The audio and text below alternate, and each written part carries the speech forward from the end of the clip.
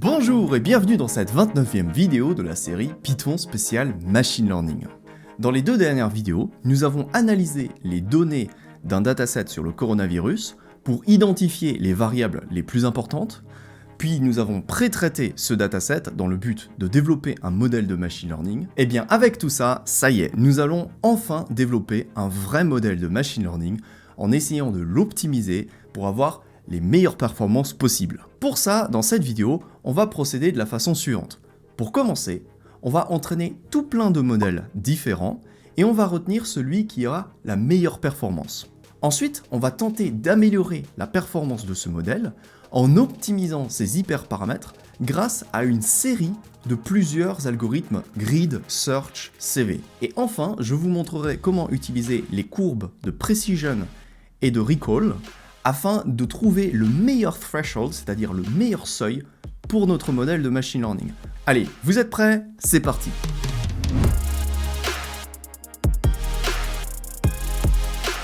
Alors, dans la dernière vidéo, on avait déjà entraîné un modèle de machine learning dans le but de faire du pre-processing. C'était donc un modèle de base qui nous avait permis de comprendre comment faire de la sélection de variables, comment faire l'imputation de nos données avec un drop NA ou avec un fill NA, tout ce genre de choses, dans le but d'améliorer au maximum la performance de ce modèle de base. À présent, ce qu'on va faire, c'est tenter d'améliorer la performance du modèle en lui-même sur la base des réglages qu'on a effectués la dernière fois. Pour ça, une approche possible, c'est de commencer par créer une liste de tout plein de modèles de machine learning différents, par exemple un random forest, un support vector machine, un k-nearest neighbors, et de soumettre tous ces modèles à la même procédure d'évaluation qu'on a créée dans la dernière vidéo. Comme ça, on pourra identifier sur la base du dataset que l'on a créé, quel est le meilleur modèle de machine learning. Donc c'est parti. On va commencer par créer une list of models qui va inclure différents modèles de machine learning. Alors vous pouvez en mettre autant que vous voulez. Moi, je vais choisir de mettre un algorithme de bagging, qu'on a déjà ici, Random Forest Classifier. Je vais également mettre un algorithme de boosting, donc on avait vu l'algorithme AdaBoost Classifier. Et je vais par exemple mettre un algorithme de support vector machine. Pourquoi un algorithme de support vector machine? Eh bien parce que ces algorithmes sont particulièrement efficaces sur des datasets de taille intermédiaire, voire de petite taille. Donc tous les datasets qui vont faire 1000 ou 10 000 données. Si vous ne savez pas pourquoi, ne vous en faites pas, parce que je vais bientôt vous expliquer tout ça sur cette chaîne à travers d'autres playlists, d'autres vidéos qui seront très détaillées sur chaque algorithme. Donc, un algorithme support vector machine, et pourquoi pas un algorithme de base, l'algorithme k-nearest neighbor. Donc, from scikit-learn.neighbors, import k-neighbors classifier. Voilà, ça nous donne 4 algorithmes, Random Forest, AdaBoost, SVC et Neighbors Classifier. Mais au lieu de simplement rentrer ces algorithmes dans notre liste, eh bien il va falloir que je les rentre à travers une pipeline qui va reprendre tout ce qu'on a pu faire dans la dernière vidéo. Donc, je vais commencer par renommer cette pipeline preprocessor et je vais y retirer le Random Forest Classifier. Donc on a juste les opérations de transformation, polynomial features et select k-best dans ce preprocessor. À présent, cette pipeline preprocessor, je vais la rajouter en amont de tous les modèles qu'on peut avoir. Random Forest, AdaBoost, etc. Donc, je vais créer une nouvelle pipeline, par exemple une pipeline Random Forest,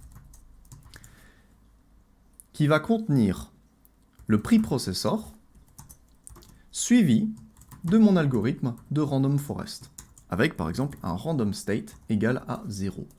Voilà. Ensuite, je vais faire de même pour AdaBoost. Donc je vais créer un modèle AdaBoost, qui est une pipeline qui comprend d'abord la pipeline de preprocessing suivi de mon AdaBoost classifier, avec de la même manière un random state égal à 0. Puis je vais créer un modèle, par exemple SVM, qui est donc une pipeline dans laquelle on va avoir le preprocessor suivi du SVM. Mais attention, entre preprocessor et SVM, il va falloir rajouter une opération de normalisation. Pourquoi ? Eh bien parce que jusqu'à présent, dans notre travail, on n'avait pas fait de normalisation. Parce que les arbres de décision, les Random Forest Classifier et de la même manière AdaBoost Classifier sont tous des modèles basés sur les arbres de décision. Et les arbres de décision n'ont pas besoin d'avoir des jeux de données normalisés. Mais ce n'est pas le cas du Support Vector Machine, ou bien du K-Neighbors Classifier, ou de la grande majorité des modèles de machine learning qu'on utilise. Donc, dans notre modèle SVM, on va rajouter entre le preprocessing et le Support Vector Classifier, on va rajouter quoi? Un Standard Scaler. Alors, il n'est pas encore chargé. À la suite de preprocessing, on va rajouter Standard Scaler, comme ceci. Et on peut donc rajouter, voilà, le Standard Scaler, tout va bien, avec un SVC. Et dans SVC, on a aussi un Random State égal à 0, toujours. Et vous avez compris, pour finir, on va rajouter un KNN avec Make Pipeline Preprocessor Standard Scaler, puisque voilà, les Support Vector Machines sont eux aussi sensibles aux normes de nos données, avec un K-Neighbors Classifier. Et ce qu'on va faire pour le moment, vous l'aurez remarqué, c'est qu'on va laisser nos modèles sur leurs paramètres de base, ou leurs hyperparamètres de base. Donc voilà, je n'ai rien précisé pour le Support Vector Machine, ou le nombre de voisins. Non, tout ça, ça va venir après. Maintenant qu'on a défini nos différents modèles, on va rajouter notre liste de modèles en dessous, qui va contenir le Random Forest, l'AdaBoost Classifier, le Support Vector Machine et le K-Nearest Neighbor, comme ceci. Et maintenant, on va évaluer tous ces modèles dans une boucle for, modèle in list of models, double point, avec notre procédure d'évaluation. Donc, evaluation de notre modèle. On exécute le code, et il est possible qu'on ait beaucoup de messages d'avertissement nous indiquant « Attention, feature 0 are constant ». Ça, c'est parce qu'on avait utilisé dans notre pipeline le polynomial feature, qui rajoute une colonne de billets, avec une colonne remplie de 1, donc forcément elle est constante. Et ça ne plaît pas au select kbest. Donc si on veut, pour plus de lisibilité, retirer tous ces messages, qui prennent beaucoup de place, ce qu'on peut faire, c'est dans notre preprocessor, rajouter include bias égale false. Donc si on réexécute tout ça, maintenant, voilà, on n'a plus de soucis de variables constantes. Tous les résultats nous sont retournés comme ça. Donc à présent, le petit souci qu'on a, c'est qu'on se retrouve avec tous nos tableaux superposés les uns au-dessus des autres, sans forcément savoir à quoi correspond quoi. Donc une solution très rapide pour résoudre ce problème, c'est tout simplement de convertir notre liste en dictionnaire, dans lequel on va d'abord dire que Random Forest est associé à Random Forest, tout simplement, virgule, nouvelle association, AdaBoost est associé à AdaBoost. Voilà, tout ce qu'on fait, c'est qu'on donne des noms à nos différents modèles. Et ce dictionnaire, maintenant, qu'est-ce qu'on en fait? Eh bien, on se rappelle de tout ce qu'on a vu sur les dictionnaires. Si vous avez un petit trou, vous en faites pas, vous revenez aux vieilles vidéos, ou bien c'est un petit peu pour ça qu'il faut avoir des fiches résumées, ou un peu le livre que je suis en train d'écrire en ce moment qui résume tout ça, dans lequel on va avoir model in list of models, point items, ce qui va nous retourner et la clé et la valeur. Donc on va faire for key, virgule, value in list of models.items, ou on pourrait nommer ça for name, virgule, model. Et ce qu'on va faire, c'est qu'on va imprimer le name et évaluer le modèle. Et cette fois-ci, ça y est, on se retrouve avec Random Forest, AdaBoost, SVM et KNN. Et là, on peut commencer notre comparaison. Donc bien sûr, on pourrait analyser tout ça pendant très longtemps, mais pour aller vite, on va se concentrer sur le principal, qui est le recall sur notre classe 1, donc les gens qui sont testés positifs, ou si on veut être encore plus général, on va s'intéresser au F-score de la classe 1. Et on va tenter de prendre le meilleur F-score pour la classe 1 parmi tous nos modèles. Donc on a un random forest avec un 40% de F1 de score 1, voilà. AdaBoost 52, donc AdaBoost est meilleur. Support Vector Machine est à 48, donc c'est bien meilleur que Random Forest, mais c'est un peu moins bon que AdaBoost. Et le KNN est à 52 lui aussi. Maintenant, en analysant un petit peu nos courbes d'apprentissage, bon, l'arbre de décision, enfin, le Random Forest, on l'avait déjà analysé la dernière fois. L'AdaBoost, on dirait qu'il monte plus au niveau du Validation Score que le Random Forest. Ensuite, le Support Vector Machine. Donc ça peut être très intéressant, parce que le Support Vector Machine est en train de nous indiquer qu'il n'est plus en overfitting. Là, son score sur le train a chuté, mais il se rapproche beaucoup du Validation Score. On ne peut pas parler d'overfitting dans cette situation, donc ça c'est intéressant. Le Support Vector Machine peut être très bon. Et pour le K-Nearest Neighbor, lui aussi semble atteindre de bons scores.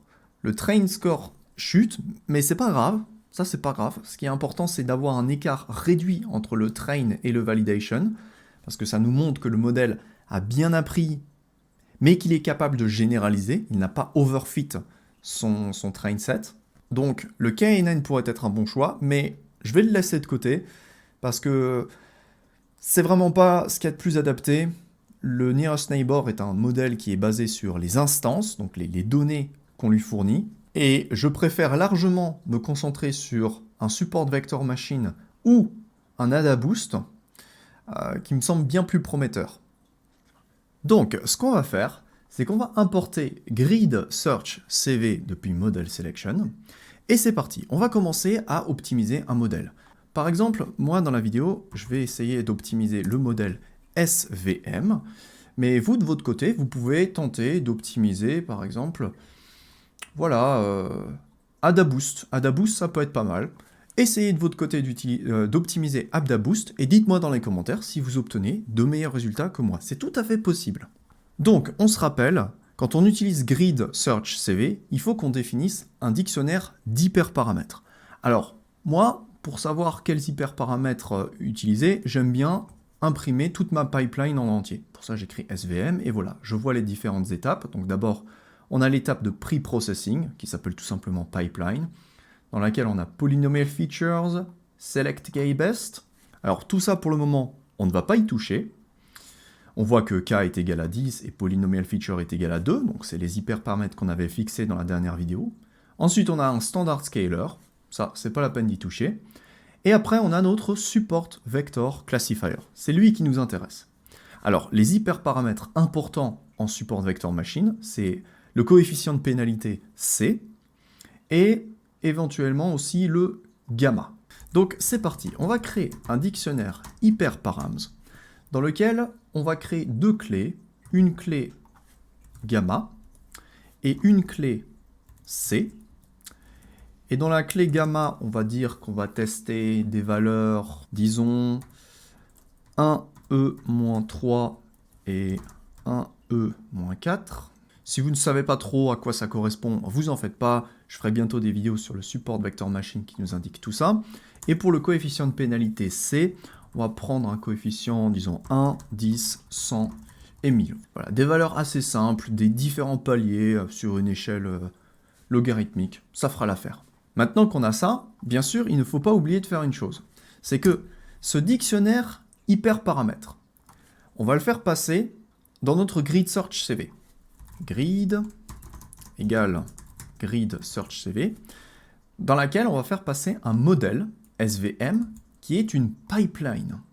Donc, dans cette pipeline, on a tout plein d'autres hyperparamètres. Et rappelez-vous d'une chose, il faut donc écrire à quelle étape appartient ces hyperparamètres. Donc on va dire que ces hyperparamètres appartiennent à l'étape SVC, qui est ici. Et donc on parle bien d'étapes parce que ce sont les différents steps qui sont inclus dans cette liste, voilà, qui commence ici et qui se termine là. Donc on écrit SVC __gamma. pour prendre l'étape SVC suivi de gamma. Et on va faire la même chose pour le coefficient C. Donc SVC-C. Donc là-dedans, on va faire passer SVM, suivi de notre dictionnaire hyperparam, suivi d'un scoring. Alors, on pourrait prendre le score F1 ou le recall. Nous, on va par exemple essayer le recall, puisque c'était l'objectif qu'on s'était fixé dans la vidéo 26, de minimiser le recall, c'est-à-dire le nombre de gens qui sont positifs au virus, mais qu'on ne détecte pas étant positifs, et du coup on laisse courir dans la nature les gens qui sont contaminés, ça c'est quelque chose de très grave, donc on s'est dit que c'est le recall qu'on va tenter d'optimiser, avec un cross-validation par exemple égal à 4. Voilà. Alors on me demande parfois, comment tu choisis le nombre de splits? Est-ce qu'il est égal à 3, 4, 5? Alors, il y a certaines règles, je vous les expliquerai à l'avenir dans des vidéos un petit peu plus avancées, mais sachez que c'est pas ce qu'il y a de plus important. Donc on peut prendre 3, 4, 5, ce sont des valeurs assez standards qu'on retrouve très souvent et qui fonctionnent très bien. Donc maintenant qu'on a notre grille, eh bien il va falloir l'entraîner, donc on fait grid.fit xtrain ytrain, et avec notre grille, maintenant, par exemple, on va afficher les meilleurs hyperparamètres. Donc, on va faire grid.bestparams, qui est un des attributs de la classe grid_search_cv. Si vous ne vous en rappelez plus, eh bien, vous allez consulter la doc scikit-learn, ou bien vous regardez à nouveau la vidéo 21/30 que j'ai fait. Peut-être que je vais aussi l'inclure dans le livre sur lequel je suis en train de travailler en ce moment, et qui résume toute cette série, au cas où vous n'êtes pas au courant, voilà, je suis en train de travailler sur un gros projet, ça me prend pas mal de temps.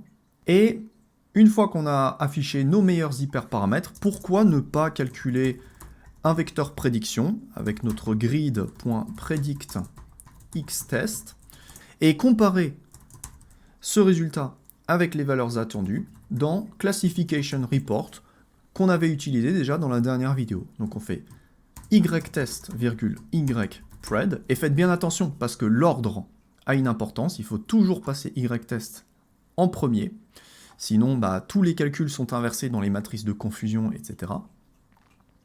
Et donc si on exécute ce code, alors on voit qu'on obtient un coefficient C égal à 1000, un coefficient gamma égal à 10-3, et au niveau des scores, donc on obtient un 0,44 et 0,54.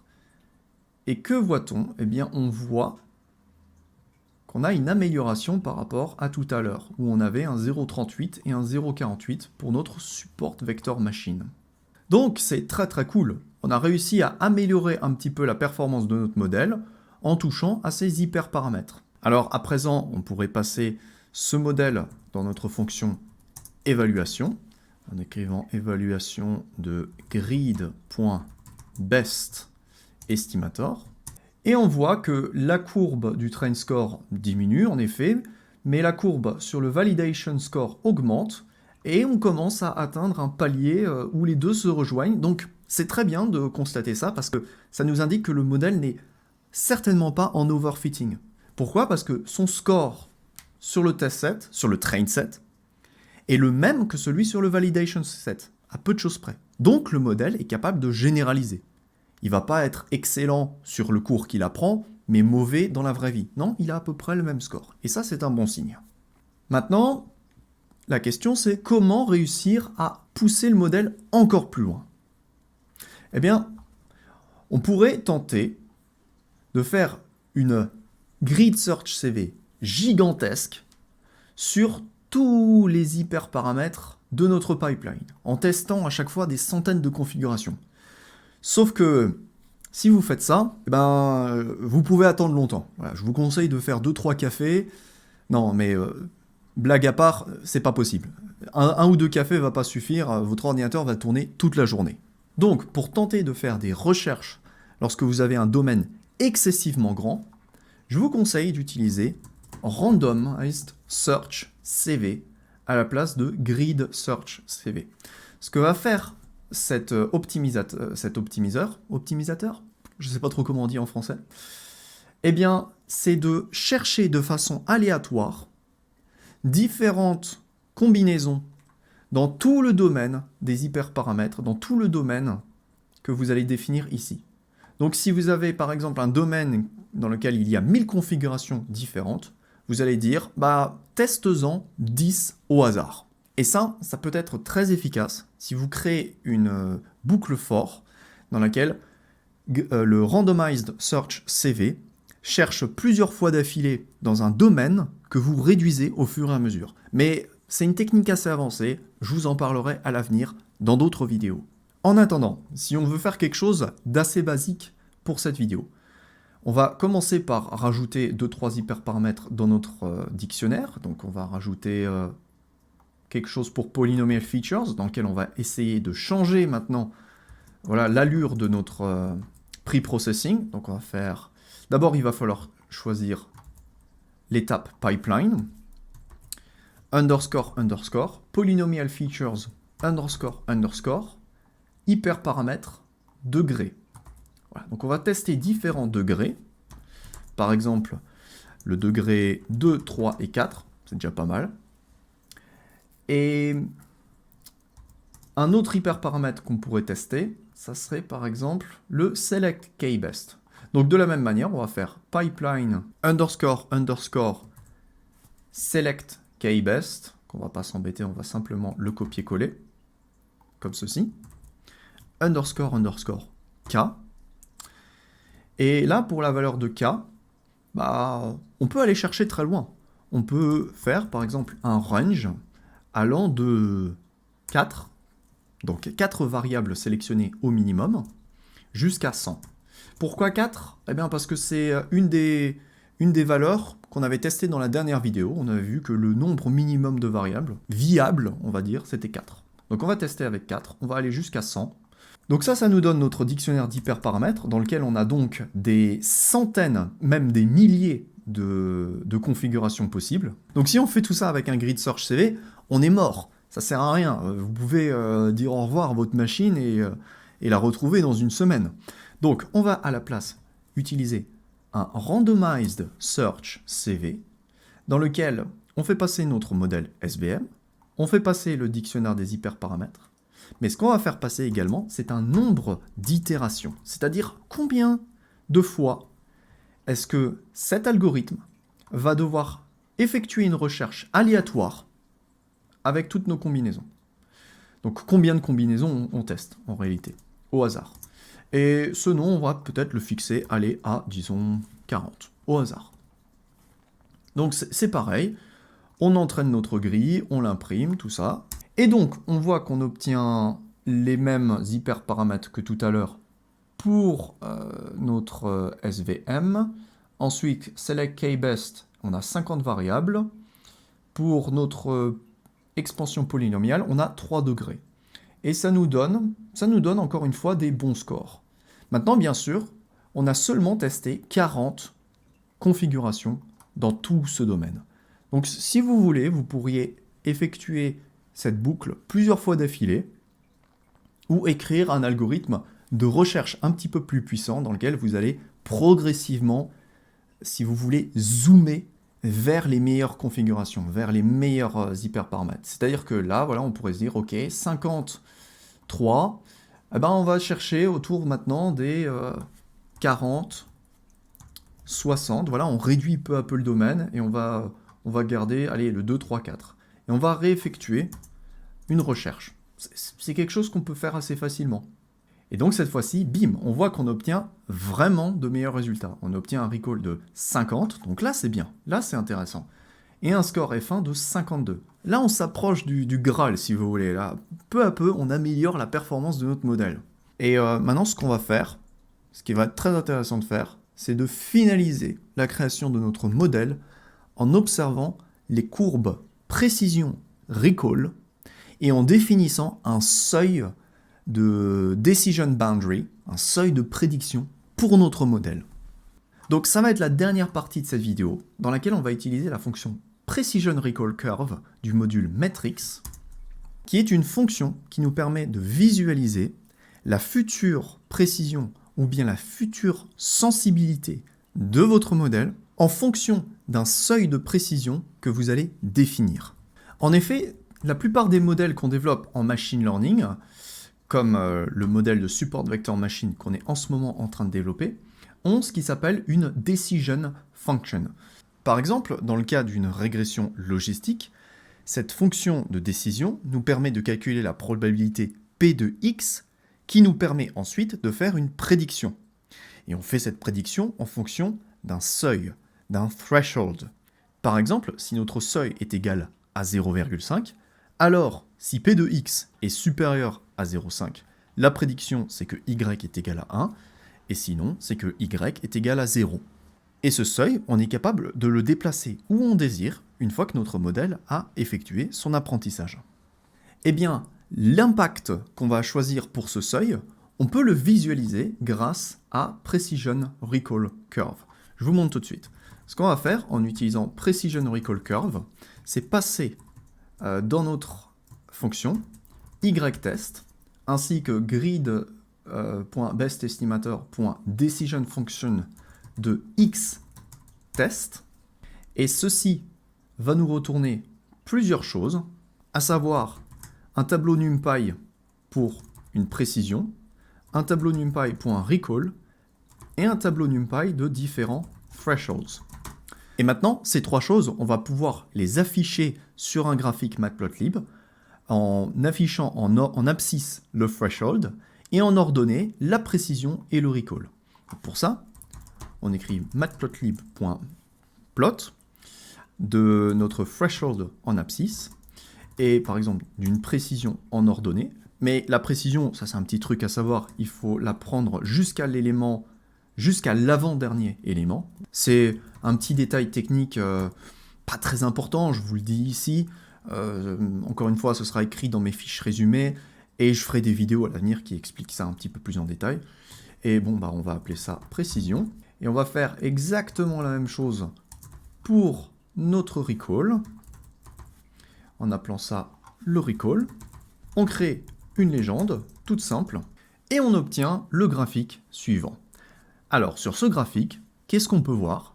Eh bien, on peut voir que si on prend un seuil de décision égal à moins 12, par exemple, alors notre recall se rapproche des 100%, ça veut dire que tous les gens testés positifs au coronavirus, on aura su les identifier, mais ça c'est facile, il suffit de dire que tout le monde a le coronavirus, et alors on atteint 100% de performance.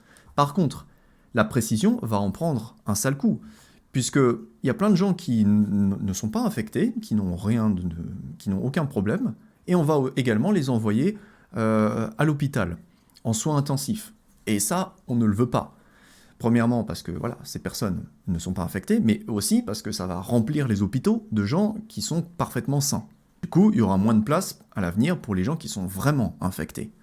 Donc, il est important de trouver un bon trade-off, une bonne balance, un bon compromis, comme on dit en français, entre la précision et le recall. Et on remarque en général que plus la précision augmente, plus le recall va diminuer. Alors, en général, la précision termine à 100%, elle aussi. Là, je ne sais pas trop ce qui se passe, une petite erreur peut-être dans l'optimisation avec Randomized Search CV. C'est peut-être ça. Mais voilà, l'idée, c'est de tenter de trouver le seuil de décision à l'intérieur de notre support vector machine qui va nous donner le meilleur recall avec la meilleure précision. Et en général, c'est le score F1 qui nous permet de trouver ça. Et c'est là où va se situer le croisement des deux, en général. Mais, selon notre cahier des charges, on peut se permettre de sacrifier un petit peu de précision pour avoir un meilleur recall. Ça, c'est une possibilité. Et c'est ce qu'on avait essayé de dire ou de définir dans la vidéo 26, la vidéo qui met en place les objectifs. Donc par exemple, on pourrait essayer un threshold égal à moins 1, ce qui semblerait nous donner une précision pas trop mauvaise. Bon, évidemment, c'est pas le meilleur, mais avec un recall au-dessus des 0,6, presque pas loin des 0,7. Donc pour ça, on va créer une dernière fonction, une fonction qui va englober notre modèle, ça va être notre véritable fonction de prédiction, qu'on va appeler def modèle final, qui va prendre en paramètre notre modèle actuel ainsi qu'un threshold, qui va par défaut être égal à, par exemple, 0. Et cette fonction, elle va retourner le résultat entre model.decisionFunction sur les données x qu'on lui passe. Donc on va également rajouter quelque chose qui s'appelle x là-dedans. Et on va dire que ça nous retourne true si en effet cela est supérieur à threshold. Et sinon ça va nous retourner false si la fonction est inférieure à ce seuil. Voilà. J'espère vraiment que c'est clair pour vous. Si ce n'est pas le cas, vous en faites pas. Je vais vraiment faire des vidéos là-dessus à l'avenir. Donc, cette fonction, on la compile. Et maintenant, on peut l'utiliser en disant que, par exemple, ypred est égal au résultat, aux prédictions de modèle final de notre grid.bestestimator. Ça va être notre modèle. X, ça va être xtest. Et threshold, eh bien, on a dit qu'il était égal à -1, par exemple. Voilà. On va essayer ça. Et à présent, pour terminer notre évaluation, eh bien, on va faire ypred. On va évaluer ypred, par exemple, avec eh bien, le score F1 qu'on avait chargé dans la dernière vidéo. Donc, on va faire F1 score, qui est une des métriques disponibles dans scikit-learn.metrics. F1 score de ytest et ypred. Et on voit qu'on a un score F1 de 0,6. Donc c'est pas mal du tout. Il me semble même que c'est l'objectif qu'on s'était fixé dans la vidéo 26. Maintenant, on va voir ce que ça nous donne avec le recall. Donc celui-là, on ne l'avait pas chargé. Donc on va le charger maintenant. From scikit-learn.metrics import recall score. Et on va voir ce que ça nous donne sur le recall. Comme ceci. On a un recall de 75%. C'est vraiment pas mal. Franchement, c'est vraiment pas mal, croyez-moi. Donc, voilà. On a vu vraiment beaucoup de choses dans toutes ces vidéos, dans toute cette étude de cas. Et ce que vous pouvez retenir de cette vidéo, c'est que lorsque vous passez à la partie de modélisation, eh bien, commencez par tester différents modèles, voilà, dans un dictionnaire ou dans une liste. Des modèles avec tous une caractéristique différente, une nature différente, voilà. Un algorithme de bagging, un algorithme de boosting, un algorithme basé sur les instances, ou bien un algorithme de support vector machine qui est en général extrêmement efficace sur les petits datasets très complexes.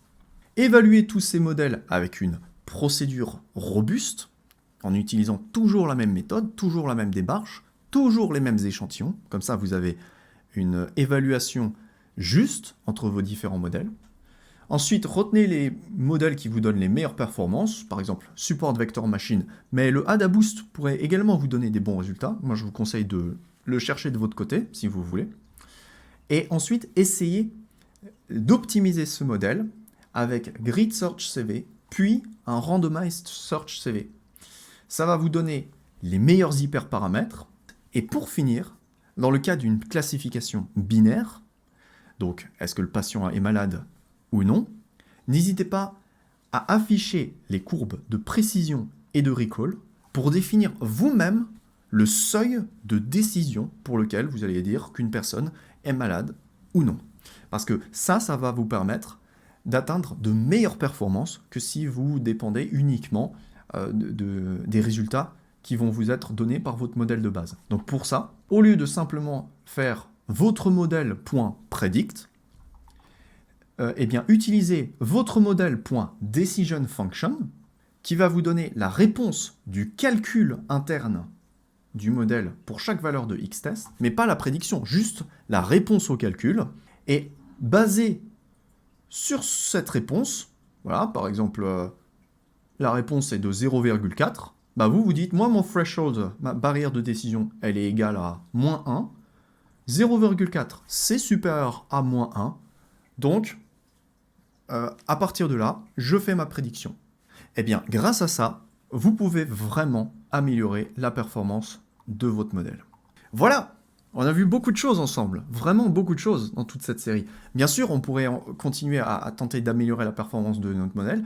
Une des choses que je n'ai pas fait dans cette vidéo, c'est de faire de l'oversampling, c'est-à-dire rajouter encore plus d'échantillons positifs dans notre dataset, puisqu'on a clairement un dataset qui n'est pas équilibré, il y a beaucoup plus de cas négatifs que de cas positifs. Pour ça, on peut utiliser une librairie qui s'appelle Smote. Je vous le montrerai à l'avenir, dans d'autres vidéos un peu plus détaillées. Je ne l'ai pas fait ici, notamment parce que c'est pas une technique qui est forcément bonne. C'est une technique qui est un peu miraculeuse, mais elle est dangereuse. Et je vous conseille pas forcément de l'utiliser dans tous les projets. Et ça, je les détaillerai à l'avenir.